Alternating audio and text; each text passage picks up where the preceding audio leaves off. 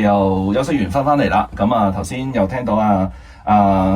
校長啦，咁麥校長講到學校有3位班主任咧跟中一中二嘅同學，咁啊其實都頭先我哋喺上一節完之前都講到啦，喺教育方面咧，其實而家知道科技咧越嚟越先進，越嚟越進步，講咩都話 AI 啊可以取代人啊，咁但係發現其實係某方面咧喺教育裏面咧，人與人之間嘅互動咧，即係科技係取代唔到嘅，咁真係要透過大家互相關心啊、相處啊，咁啊令到學生咧感受到即係學校係另外一個家呢個感覺。咁咧我哋咧就而家有另外一位校長啦，咁吳校長咁啊會講下佢哋學校喺對待學生啊，或者係喺課程上面會唔會有一啲新嘅一啲嘅策略，可以令到即係學生對學校嗰個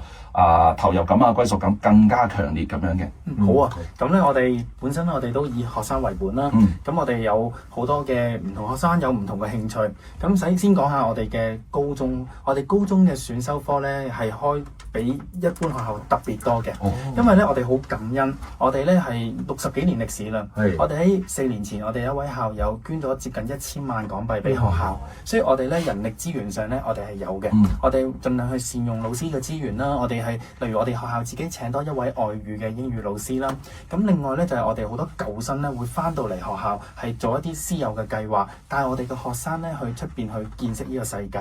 咁我哋課程裏面咧，我哋有一般嘅學科之外咧，我哋係油尖旺區有個好大嘅優勢。我哋高中嘅同學咧好中意醫護相關嘅科目嘅。咁我哋隔離咧有個明愛嘅白英奇啦，咁我哋可以安排同學咧有啲應用學習課程，係去學習去健康護理嘅實務。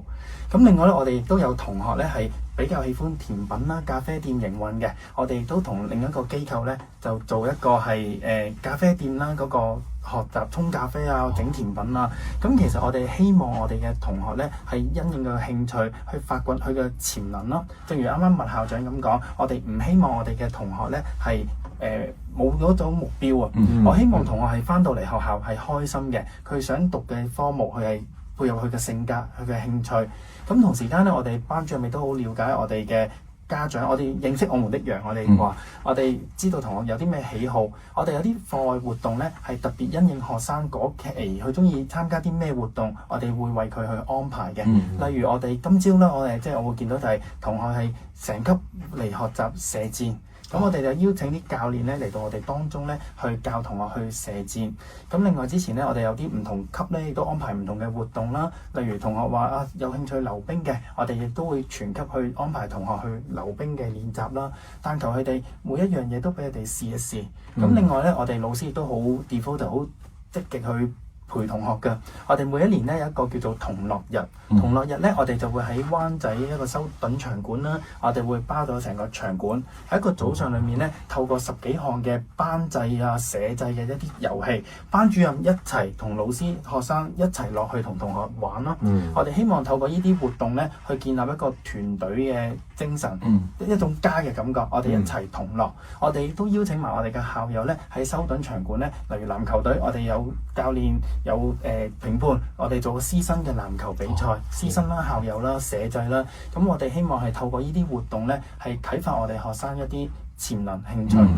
哇！咁其實每年頭先話會舉辦一次，大約係咩時間嚟㗎？通常咧，我哋會係配合翻陸運會嘅，例如我哋嚟緊嘅陸運會咧，我哋安排到10月喺灣仔場館，咁我哋就會係1月份咧做我哋嘅同樂日。即係其實浮動嘅，就唔係一定係 fix 咗喺某一日咁樣。係啦，因為都要抽個場地。冇錯冇錯。咦，咁我又想追問校長喎，點解咧？頭先你講話，你哋嘅選修科都比較多啊，係咪啊？係。咁我就即係想偷師啊，即係知道，喂，因為呢一個都牽涉到咧人力物力咧，真係好關鍵性。大約可唔可以透露下有啲咩嘅選修科係俾啲同學選擇？因為咧，我哋咧其實呢個節目咧都好多大灣區嘅聽眾咧、家長咧係想了解啊。喂，究竟我啲細路仔喺將來喺 DSE 嘅課程裏邊有啲咩選修啊？除咗中英數咁樣嚇。好，咁咧其實咧，我哋學校咧有幾科咧係同一間官立中學去合作嘅，合作咗20幾年㗎啦，係一個夥伴學校。咁平時一啲中學咧可能得1至2位嘅視藝老師啦，可能1位 D&T 老師，1位家政老師。但係每個星期咧，我哋都會安排同學大概咗10分鐘車程啦，去到樂富藝術與科技教育中心。咁我哋咧有一班嘅好好嘅 D&T 老師、視藝老師、家政老師，冇錯我哋會為我哋嘅同學咧設計唔同嘅一啲課程啦。咁呢度其實我哋某程度上，我哋同學咧自細已經有一種興趣，例如 STEAM 啦。咁我都好多謝ATEC 嗰邊嘅老師咧，好悉心去照顧新聞嘅同學。咁然之後咧，我哋去到高中咧，我哋係除咗普通必修科，我哋 free camp 擺有啦，但係我哋咧有埋英文組嘅。我哋老師係好到咧，係我哋都有油尖旺區有非華語同學。咁我哋只要有1至2位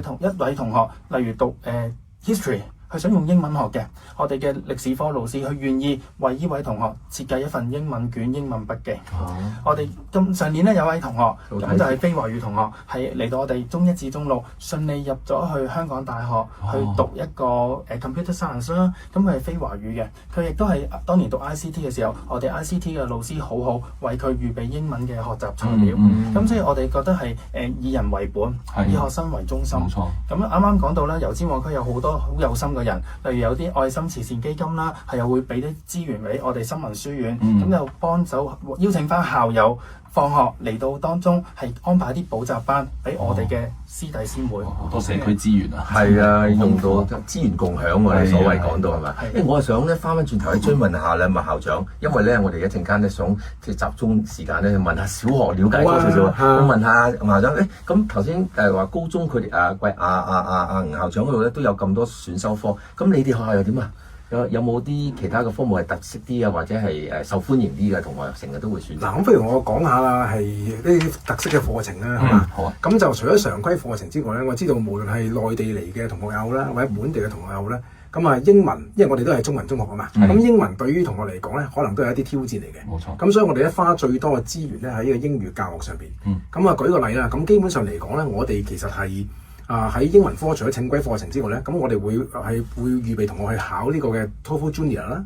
IELTS 啦、TOEIC 啦呢啲國際嘅課程，喺滲透喺唔同嘅年級裏邊，其實讓到老師可以透過同學嗰個嘅考試咧，了解咗佢哋去到咩水平，咁從而咧就係叻嘅同學，我唔一定局限於佢中3一定讀中3嘅嘢噶嘛，可以俾一啲深啲嘅嘢，以至佢能夠一路係繼續嘅進步。咁比較將佢哋如果係比較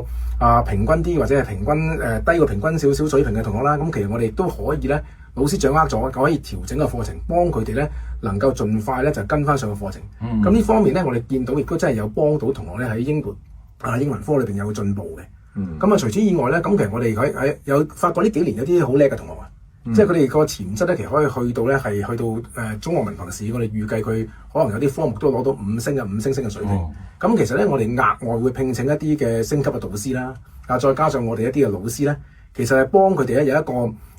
拔尖嘅課程，一個老師對3-4個同學，幫佢哋咧就係爭取一個5星嘅一個嘅水平。咁所以咧，真係咧，我諗咧，即係唔同嘅中學、唔同學校咧，都有唔同嘅特別嘅安排啊。無論照顧我哋學生嘅學業上邊啊，佢哋嘅身心發展啊，甚至乎啲課外嘅活動咧，都有唔同嘅安排。所以真係唔聽真係唔知嘅，即係今日真係大開眼界嚇，知道咗有咁嘅學校嘅唔同嘅安排。咁我哋咧稍後就會再了解下，進一步咧去了解下小學嘅情況係點樣，好嘛？好，我哋好期待啊！好，咁我哋休息一陣，等陣再翻嚟繼續我哋嘅節目。